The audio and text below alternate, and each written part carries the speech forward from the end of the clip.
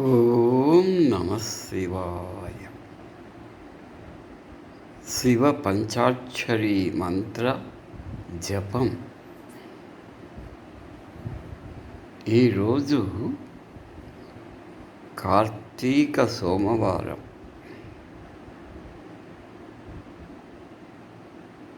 చాలా పరమ పవిత్రమైన రోజు. మాసానాం కార్తీక మాసం శ్రేష్ఠ. చతుర్మాసములలో కార్తీక మాసం అత్యంత శ్రేష్టమైనది. ఈ మాసంలో తెల్లవారుజామున నదీ స్నానం కావించి, లేదంటే మన ఇంటిలో బావి నీటిని తోడుకొని స్నానం చేసి, లేదు మన బాత్రూంలో వచ్చే నీటితో స్నానం చేసి, గంగా స్నానేన అని మనం అనుకుని స్వచ్ఛమైన నీటితో చన్నీటితో స్నానం ఆచరిస్తే అది గంగా నదీ స్నానంతో సమానమవుతుంది.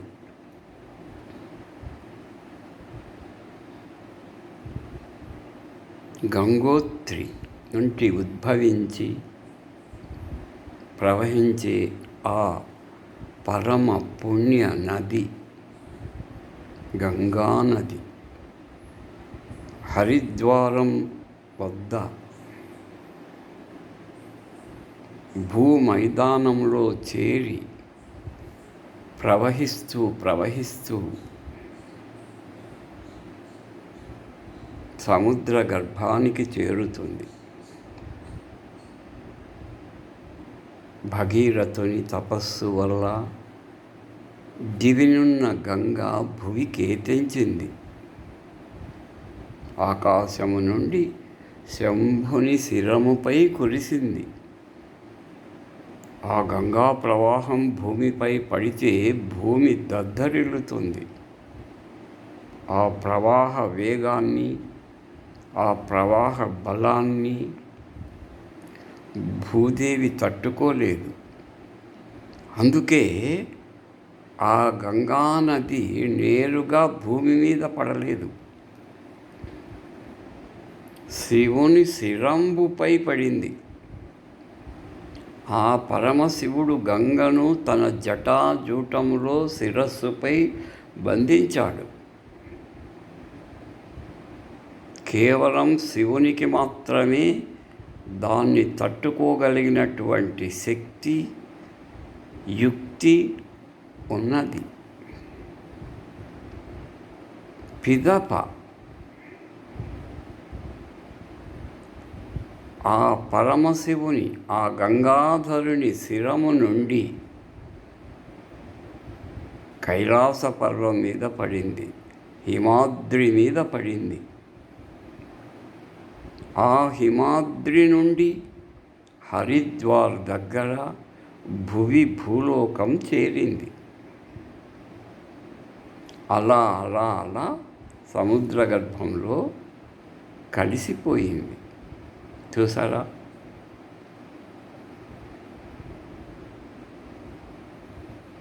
గంగా తీరమంతా కూడా పరమ పవిత్రంగా మారిపోయింది. ఆ గంగా నది స్నానం మనకు ప్రతినిత్యం దక్షిణాది వాసులకు దుర్లభం. కాబట్టి మన చెంతనున్న, మన దగ్గరలో ఉన్న నదీ నదములలో, లేదు చెరువులో, లేదు బావి నీటితో, లేదు మన ఇంట వచ్చే కుళాయి నీళ్లతో కానీ స్నానం ఆచరించాలి. ఏ జలమైనా గంగే కదా. కాబట్టి మనకున్న ప్రాప్తి అదే అనుకొని గంగామాతను జపిస్తూ స్నానం చేసి,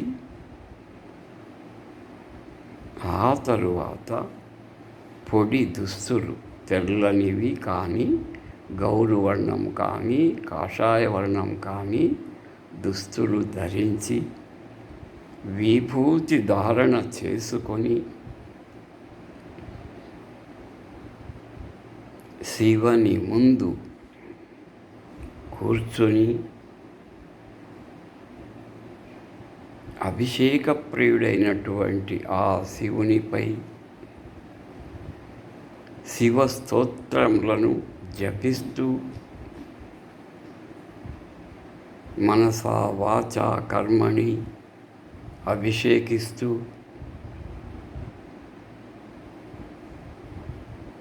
వీలైతే నమకము చమకము పఠిస్తూ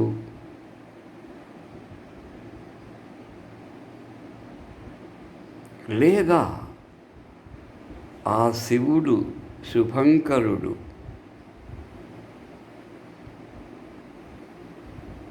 బిల్వ పత్రాన్ని అతనిపై ఉంచి అభిషేకం చేస్తూ పంచాక్షరిని నీకు వీలైనన్ని సార్లు పఠించాలి, జపించాలి. ఓం నమః శివాయ. ప్రతి భగవంతుని బీజాక్షరాలకు ముందు ఓం వాడుతాం. దాన్ని వదిలిపెట్టి సి వా య నా మహ లేదు నా మహ్ సి వాయ ఎటు చదివినా 5 అక్షరాలే కదా. అంకిత భావముతో పఠించాలి, జపించాలి. సమర్పణాభావముతో పంచాక్షరిని జపించి ఆత్మసమర్పణ చేసుకోవాలి. అలా చేస్తే ఆ శివుడు శుభంకరుడు శంకరుడు మోక్షప్రదాత అయి తీరుతాడు కదా.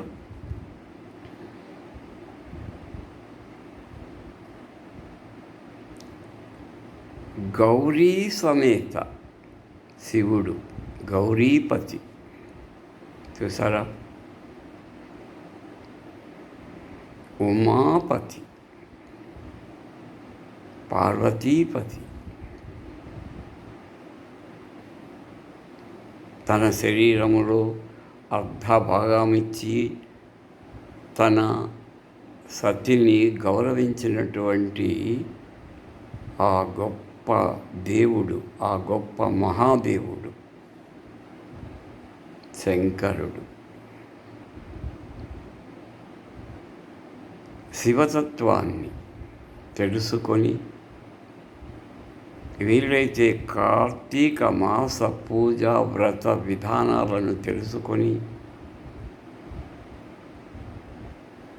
ఇల్లే దేవాలయంగా భావించి దేహమే దేవాలయంగా భావించి మన హృదయాలయమే గర్భాలయముగా భావించి పంచాక్షరితో ఆ పరమ శివుని పూజించిన పరమానందభరితుడై చూసారా, మము ఆశీర్వదించక మానున మన హృదయ క్షేత్రమున హృదయ కమలమునందు ఆ శివపార్వతులను ప్రతిష్ఠింపజేసుకొని సదా శివనామస్మరణము చేస్తూ ఉండడం మాలాంటి వీరశైవులకు ప్రథమ కర్తవ్యం. 12వ శతాబ్దంలో బాగేవాడిలో జన్మించి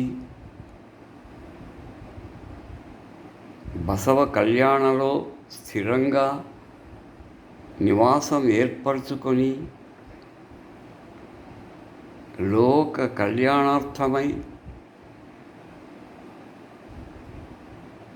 శివతత్వానికి కంటకం ఏర్పడి ప్రజలు అయోమయంలో పడి వివిధ రకాల దేవుళ్ళలో ఏ దేవుణ్ణి అనుసరించాలి, ఏ పూజలు చేయాలి తెలియక మన హిందూ మతంలో ప్రముఖమైనది శివమతం.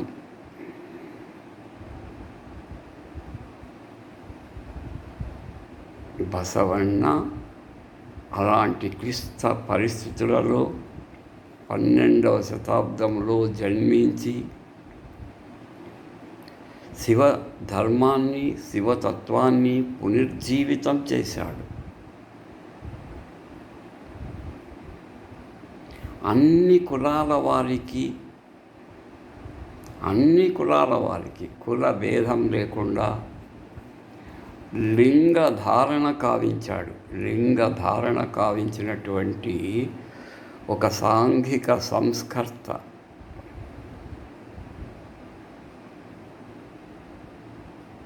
ఒక సమాజ సంస్కర్త.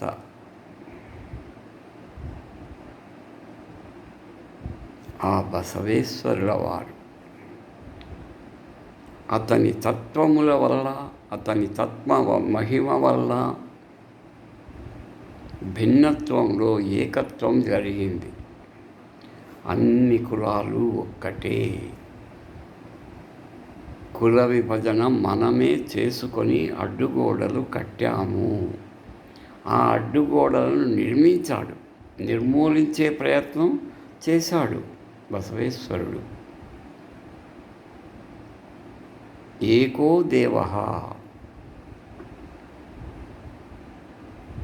అని మనలో ఉన్న భ్రమలను తొలగించి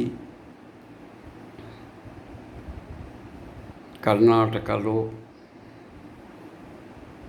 అక్కడి నుండి మహారాష్ట్ర, ఆ తరువాత ఆంధ్ర రాష్ట్రం, తెలంగాణ ప్రాంతం, వరంగల్లు ప్రాంతం, అలంపూర్ ప్రాంతానికి, కర్నూలు జిల్లాలో ముఖ్యంగా ఆ శ్రీశైలానికి, మహానందీశ్వరునికి, మా తెలుగు రాష్ట్రంలో ఉన్న మహానందీశ్వరుడే కాదండి, మహారాష్ట్ర ప్రాంతంలో కర్ణాటక బార్డర్లో ఉన్నటువంటి ఒక నందీశ్వర దేవాలయం, చాలా ప్రసిద్ధి చెందిన దేవాలయం. ఆ నందీశ్వరుని వరప్రసాదుడే ఈ బసవేశ్వరుడు. అందరూ అతన్ని ప్రేమతో బసవಣ್ణ బసవಣ್ణ, బసవా బసవా అని పిలిచారు. తన ప్రవచనాలతో ప్రజలలో చైతన్యం కల్పించినటువంటి మహామనీషి, ఒక గొప్ప భక్త భండారి ఆ బసవಣ್ణ. కాబట్టి దైవమునందు, నీవు నమ్మిన దైవమునందు నీకు నమ్మకం ఉండాలి. అనుమానం పెనుభూతం, సంశయాత్మ వినశ్యతి అన్నారు శ్రీకృష్ణ పరమాత్మ వారు. ఆ నిరంజనుడు, నిరాకారుడు, నిర్గుణుడు,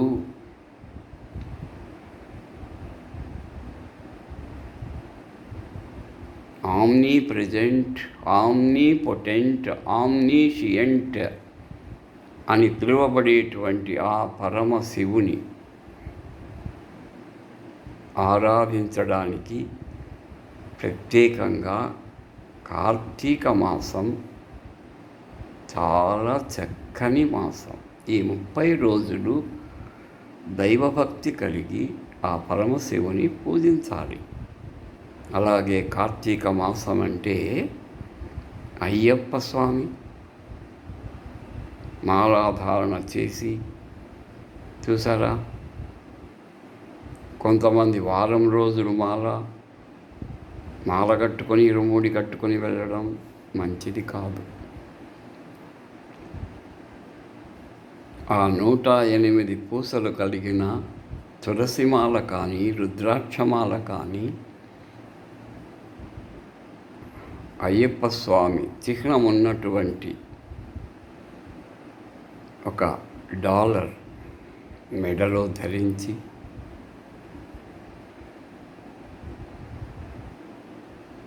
కనీసం ఇరుముడి కట్టుకునే రోజుకు 41 రోజుల దీక్ష పూర్తి కావించుకోవాలి.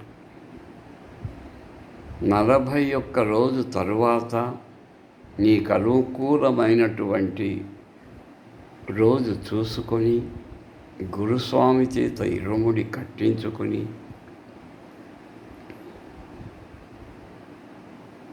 తోటి భక్తులతో ఒక గురుస్వామి వెంట శబరిమలకు బయలుదేరాలి.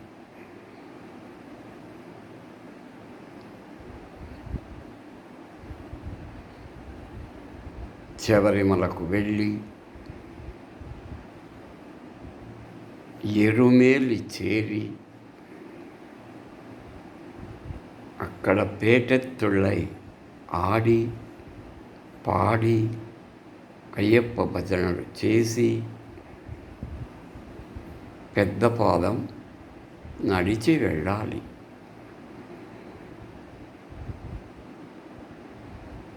అళుదా నదిని దాటి అళుదా మేడను ఎక్కి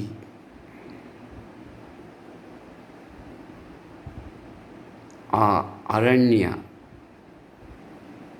ప్రాంతంలో చక్కని ఆరోగ్యమైన వాతావరణంలో వనమూలికలతో చేరిన నదీ నీటిలో స్నానం చేస్తూ అయ్యప్ప అయ్యప్ప అని పలుకుతూ కరిమల చేరి ఆ కరిమలను దాటాలి. నీ శక్తితో కాదు, అయ్యప్ప నామ కీర్తన వల్ల నీకు ఆ శక్తి వస్తుంది. 75 డిగ్రీల కోణంలో ఉంటుంది కరిమల. దాన్ని అధిరోహించి కొంత విశ్రాంతి తీసుకొని మరలా పంపా తీరం చేరాలి. ఆ పవిత్రమైన పంపా నదిలో స్నానం ఆచరించి కన్యమూల గణపతిని కొలిచి ఆ నీలిమలను అధిరోహించాలి. ఆ తర్వాత శరంగుత్తి చేరి అక్కడ ఒక శరాన్ని కుచ్చి పాటలు పాడి నాట్యం చేసి ఆ పంచగిరీశ్వరుడైన ఆ శబరిగిరీశ్వరుడైన అయ్యప్ప సన్నిధిని చేరి ఆ హరిహర పుత్రుని ఆ ఉత్తరా నక్షత్ర జాతకుని నామాన్ని జపిస్తూ ఇరుముడితో పవిత్రంగా ఆ 18 మెట్లను అధిరోహించి అయ్యప్ప దర్శనం చేసుకుంటే మన జీవితం తరించినట్లే. అక్కడ ఇరుముడి విప్పి స్వామికి నెయ్యాభిషేకం కావించి ఆ ఇరుముడిలో ఉన్న బియ్యం బేడలతో ప్రసాదం తయారు చేసుకొని స్వీకరించాలి. ఆ తరువాత మనము కొండ దిగి పంపా నదిని చేరి స్నానమాచరించి విశ్రమించి వీలైతే దగ్గర ఉన్న పుణ్యక్షేత్రాలను వైక్యంలో శివుని, తిరుసూరులో వడక్కనాథుని,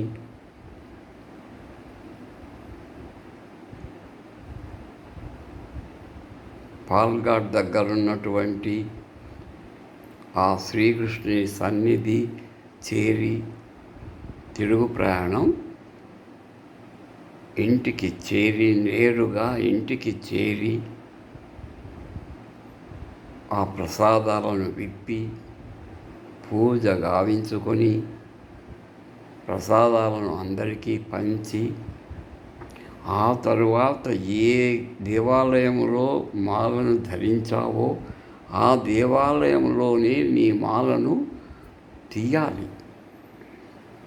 అంతేగాని దారిలో ఎక్కడ పడితే అక్కడ ప్రసాదములు ఇంటికి చేరకముందే మాల తీయడం మహాపాపం. ఇంటికి వచ్చి అయ్యప్ప పూజ చేసి ప్రసాదాలను పంచి మీ కుటుంబము స్వీకరించి ఏ గురువు చేత మాల ధరించావో ఆ గురువు దగ్గరే మాల విసర్జన చేయాలి. ఇది పద్ధతి. అంటే మొత్తం 50 రోజులు ఉంటుంది ఈ మెడలో మాల. గుర్తుపెట్టుకోండి. నేనైతే 60 రోజులు నా మెడలో మాల అలాగే ఉండేది.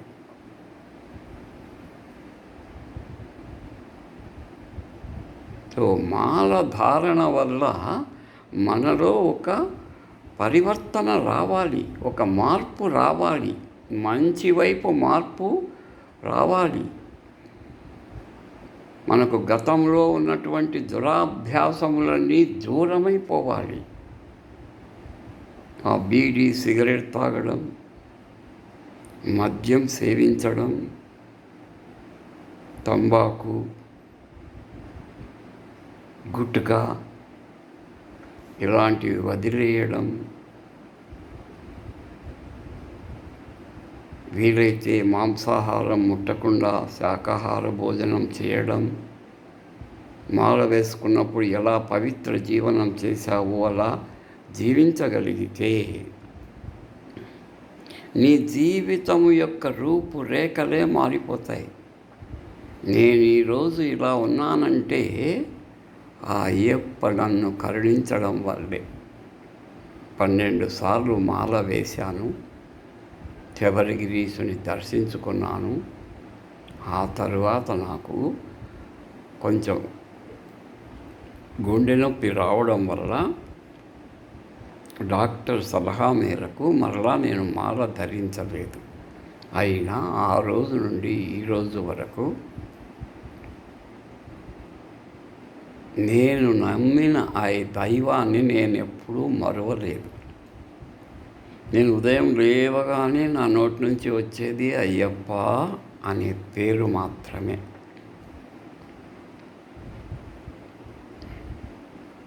కాబట్టి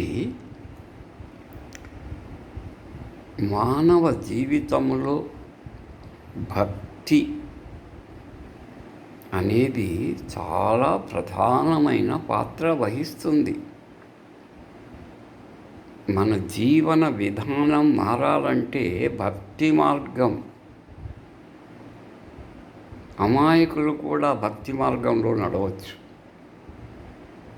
నీవేం వేదాలు, పురాణాలు, ఉపనిషత్తులు చదవనవసరం లేదండి. భగవంతునిపై అపారమైన నమ్మకాన్ని ఉంచాలి. ఇంగ్లీష్లో చెప్పాలంటే you must surrender to him. శరణాగతి, శరణు చూసారా? శరణమయ్యప్ప శరణమయ్యప్ప అంటే శరణు పలుకాలి. ఇంకా పిలిచిన పలికే ఆ దైవం శరణు పలికితే ఇక నిన్ను నీ ఇంటిని విడిచిపెట్టి ఎక్కడికి పోతాడండి? చెప్పండి, ఎక్కడికి పోతాడు ఆయన?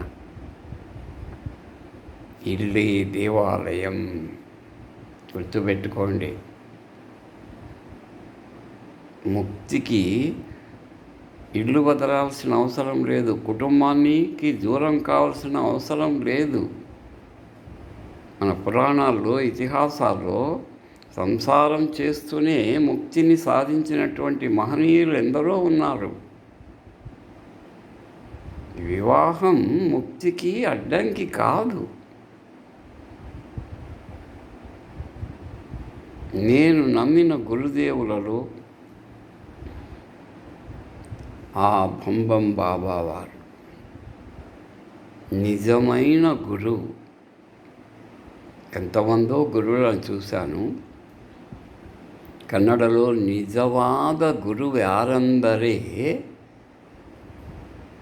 ఆ భంబం బాబా, ఆ అన్వరానంద స్వామి బోధనలు నన్ను, నా జీవితాన్ని ఇంకా ఇంకా చక్కదిద్దాయి. ఇప్పటికీ ఆయన ఇచ్చినటువంటి బీజాక్షరాలే నేను నా ధ్యానములో స్మరించేది, జపించేది ఈరోజు వరకు. కాబట్టి మనము, మానవుడన్నవాడు తప్పిదాలు చేస్తుంటాడు.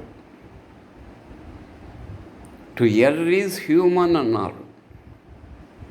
ఎర్రర్ అంటే ఎర్రర్. టు ఎర్రర్ అంటే తప్పులు చేయడం. Is human. తప్పులు చేసేవాడే మనిషి. తప్పులు చేయని వాడెవరు? దైవం ఒక్కడే. ప్రతి మనిషి తప్పులు కొద్దో గొప్ప చేసింటాడు. ఆ తప్పులకు పరిష్కారమే పశ్చాత్తాపం, దైవ చింతన, దైవ భక్తి, దైవ మార్గం. కాబట్టి మంచి శాంత జీవనం, సహన జీవనం, శాంతి సహనం, చూసారా, ఇవి ఉత్తమ లక్షణాలు, సత్వగుణాలు. తమో రజో గుణాలను వదిలించుకోవాలంటే భక్తి మార్గమే చక్కని మార్గం. కాబట్టి నా ప్రియమిత్రులందరినీ, నా శ్రేయోభిలాషులందరినీ, నా విద్యార్థులందరికీ నేను ఇదే నేర్పాను. క్లాస్ రూమ్లో నేను ఒక ఇంగ్లీష్ మాస్టర్గా పాఠాలు చెప్పినా పిల్లలకు ఆ 45 నిమిషాల్లో ఒక 5-10 నిమిషాలు నేను ఉత్తమ మానవ జీవిత మార్గాన్ని గురించే చెప్పాను. యువత ఎలా ఉండాలో చెప్పాను. యువత ఎవరెవరిని ఆదర్శం తీసుకోవాలో చెప్పాను. నేను అలా మొదట 2 మంచి మాటలు పిల్లలకు చెప్పి ఆ తరువాత విషయానికి వెళ్ళేవాడిని. అంటే సబ్జెక్టుకు వెళ్ళేవాడిని, పాఠాలకు వెళ్ళేవాడిని. ఆ లెసన్స్ కూడా ఇప్పుడు ఏజీ గార్డినర్ ఆయన రచనలలో గుడ్ మేనర్స్ అని 8th క్లాస్లో ఒక లెసన్ ఉండేది. గుడ్ మేనర్స్ అంటే మంచి నడవడిక ఎలా ఉండాలి, ఈ ప్రవర్తన ఈ సమాజంలో ఎలా ఉండాలి అని చక్కని లెసన్. అది పిల్లలకు నేను బాగా చక్కగా హృదయానికి అంటేలా బోధించాను. ఆ తరువాత అదే ఏజీ గార్డినర్ 9th క్లాస్లో ఆన్ సేయింగ్ ప్లీజ్. చూడండి, కొన్ని చిన్న మాటలు ఉన్నాయండి ఇంగ్లీష్లో కానీ మన తెలుగులో కానీ. చిన్న మాటలు. Thanks, thank you, good morning, all the best. చూసారా, మంచి మాటలు. Sorry, I'm sorry, excuse me, very very sorry, thank you very much. చూసారా, ఇలాంటి చిన్న మాటలు మాట్లాడితే నోరు మంచిదైతే ఊరు మంచిదవుతుంది కదా. కాబట్టి మంచి లెసన్స్ ఇంగ్లీష్లో. ఆ తర్వాత 10th క్లాస్లో బెర్ట్రాండ్ రస్సెల్ రాసినటువంటి నాలెడ్జ్ అండ్ విజ్డమ్. చాలామంది నాలెడ్జ్ విజ్డమ్ రెండు ఒకటే అనుకుంటారు. కాదు. నాలెడ్జ్ అనేది ఎడ్యుకేషన్, చదువుకు సంబంధించింది. నాలెడ్జ్ దేని ద్వారా తెలుసుకుంటాం? పుస్తకముల ద్వారా, గురువుల ద్వారా నాలెడ్జ్ వస్తుంది. కానీ విజ్డమ్ అలా కాదు, అనుభవం. అంటే నాలెడ్జ్ అనేది థియరిటికల్, ఒక టీచింగ్, క్లాస్ రూమ్ టీచింగ్. కానీ విజ్డమ్ అనేది practical, out of class room. అంటే ప్రపంచాన్ని చూసి నేర్చుకునేది విజ్డమ్, ప్రపంచ జ్ఞానం. అందుకే పిల్లలను విహారయాత్రలు, విజ్ఞానయాత్రలు తీసుకొని వెళ్తుంటారు. కేవలం 4 గదుల్లో నాలెడ్జ్ చెప్పి చెప్పి చెప్పి విసుగొచ్చి ఉంటుంది. అలా బయటికి విజ్ఞానయాత్రకు తీసుకొని మంచి మంచి ప్రదేశాలను చూపి వాటి యొక్క అనుభవాన్ని, ప్రత్యేకతను, విశేషాలను పిల్లలకు తెలిపితే అది wisdom. Knowledge can be taught within 4 walls. అక్కడ Bertrand Russell, when knowledge can be taught within 4 walls, why not wisdom can also be taught within 4 walls అన్నాడు. విజ్డమ్ ఎందుకు చెప్పకూడదండి? పాఠాలతో పాటు పిల్లలకు విజ్ఞానం అందించే బాధ్యత లాంగ్వేజ్ టీచర్స్. అంటే తెలుగు పండితులకు, హిందీ పండితులకు, సంస్కృత పండితులకు, ఇంగ్లీషు అధ్యాపకులకు తప్పక ఉంటుందండి. చెప్పాలి.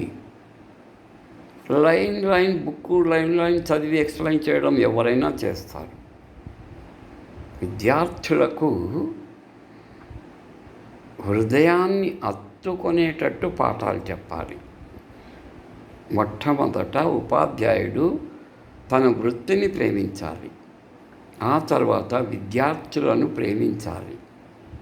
అప్పుడే అతడు ఉత్తమ ఉపాధ్యాయుడు అయ్యే అవకాశం ఉంటుందండి. లేకపోతే డిస్టెన్స్ మెయింటైన్ చేస్తారు. There should not be any distance in between teacher and the taught. There should not be any gap between teacher and the taught. అక్కడ గ్యాప్ అంటే శరీరాల మధ్య గ్యాప్ కాదండి, హృదయాల మధ్య. విద్యార్థి యొక్క హృదయానికి ఉపాధ్యాయుడు అతి సమీపంగా ఉండి వీడు ఎలా చెబితే నేర్చుకుంటాడు, ఏమి చెబితే నేర్చుకుంటాడు, ఎలా మాట్లాడితే వీడికి నచ్చుతుంది, కోపంగా చెబితే వింటాడా, మంచిగా చెబితే వింటాడా, 2 దెబ్బలేసి చెబితే వింటాడా. ఇది సైకాలజీ, స్టూడెంట్ సైకాలజీ. ఆ స్టూడెంట్ సైకాలజీని బట్టి ఉపాధ్యాయుడు తన్ను మార్చుకోవాలి, విద్యార్థుల్ని మార్చే ప్రయత్నం చేయకూడదు. That is not the way of teaching. Education must be more practical than theoretical. Theory ఎవరైనా చెప్తారండి. Practical knowledge. నేటి సమాజానికి ప్రాక్టికల్ నాలెడ్జ్ అందించేటువంటి అధ్యాపకులు కావాలండి. అలా టీచర్ ట్రైనింగ్లో వాళ్ళు తీర్చిదిద్దబడాలి. దానికి ప్రభుత్వం తగిన చర్యలు తీసుకోవాలి. ఏదో నామకావాస్తి అని జరిగిపోతూ ఉంది. ఏదో చిన్న మార్పు చేస్తారు, దీన్ని గోరంతలు కొండంతలు చెబుతారు. ఈ రాజకీయ నాయకులకు సెల్ఫ్ డబ్బా కొట్టేది ఎక్కువైపోయింది. Blowing their own trumpets. ఇక్కడ ఇంగ్లీష్ లాంగ్వేజ్లో ఈడియమాటిక్గా ఉండాలి, యూసేజెస్ ఉండాలి, ప్రావర్బ్స్ ఉండాలి, మ్యాగ్జిమ్స్ ఉండాలి, సేయింగ్స్ ఉండాలి. వీటన్నిటి మేలు కలయిక అంటే పద సంపద అంటారు. ట్రెజర్ ఆఫ్ వర్డ్స్, వొకాబులరీ చక్కగా ఉండాలి ఆంగ్ల అధ్యాపకునికి. మాకు అలాంటి అధ్యాపకులు ఉండేవాళ్ళు. ఆంగ్లాన్ని సులభంగా ఏ విధంగా నేర్పితే నేర్చుకుంటారని వాళ్ళకు బాగా తెలుసు. కాబట్టి అది ఆంగ్ల భాష అయినా ఏ భాష అయినా నేర్చుకోవాలి. ఆవశ్యకత, necessity is the mother of invention. చూడండి, ఇదొక సామెత. మన ఎలక్షన్స్ గురించి మంచి సామెతలు ఉపయోగించి ఒక వాక్యాన్ని చెప్తా. The political leaders who wants to get in to power during elections, they blow their own trumpets, making false promises. But as soon as they get into power, they won't keep their promises. They forget the promises which are given during elections. విశాలమైన రోడ్లు వేయిస్తా, మంచి మీకు drainage system కట్టిస్తా, మంచి మంచినీటి వసతి కల్పిస్తా, నిరంతరం విద్యుత్ శక్తి ఇప్పిస్తా, ఉచిత గ్యాస్ ఇప్పిస్తా, బియ్యము, బేడలు ఏవేవో చెప్తారు. కానీ అధికారం వచ్చినాక మర్చిపోతారు. The so called leaders forget their false promises when they have given during elections. But sometimes when the people are in miseries due to accidents or incidents, they come to the victims. అమ్మా, ఎంత పని జరిగిపోయిందమ్మా, అయ్యో, they shed crocodile tears. చూసారా, they shed crocodile tears. అవి నిజమైన ఏడ్పులు కాదు, మొసలి కన్నీళ్ళు.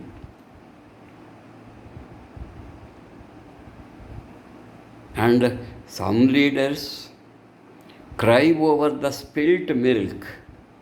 చూడండి, cry over the spilt milk. చేతులు కాలినాక ఆకులు పట్టుకోవడం వృథా కదా. The assembly members, when they are in assembly, the leaders should talk about the public issues. But it is quite unfortunate. The assembly is a very good platform to discuss the issues, problems of the people. But they forget the people. They blame each other, flinging the mud water on each other. చూడండి, flinging the mud water on each other. ఒకరి మీద ఒకరు బకెట్లు బురదలు చల్లుకుంటారు.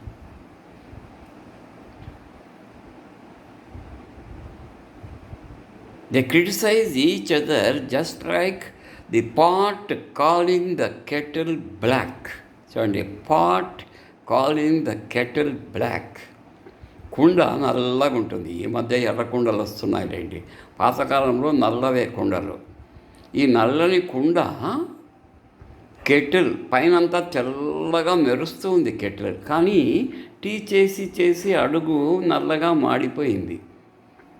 ఈ కుండ తాను పూర్తి నలుపుగా ఉన్నాననేది మరిచి, ఏ కెటిల్ నీ కింద అంత నల్లగా ఉంది అని క్రిటిసైజ్ చేస్తుంది. జరా pot calling the kettle black. తెలుగులో గురిగింద సామెత అంటారు చూడు. గురిగింద కింద నల్లగా ఉంటుంది, పైన ఎర్రగా ఉంటుంది. ఇంకా చెప్పాలంటే మన ఇస్తరాకులో ఏనుగు సచ్చింది, ఎదుటి వాళ్ళ పీనుగు సచ్చింది, ఎదుటివారి ఇస్తరాకులో ఈగ సచ్చింది అంటాం చూడు. అలా ఒక వేలు ఇలా చెప్తే 3 వేలు మన వైపు చూస్తాయి చూడు, అలా. సో ఇలా చక్కని ప్రావర్బ్స్ చూడు ఏమేం వాడామని చెప్పండి. crocodile tears,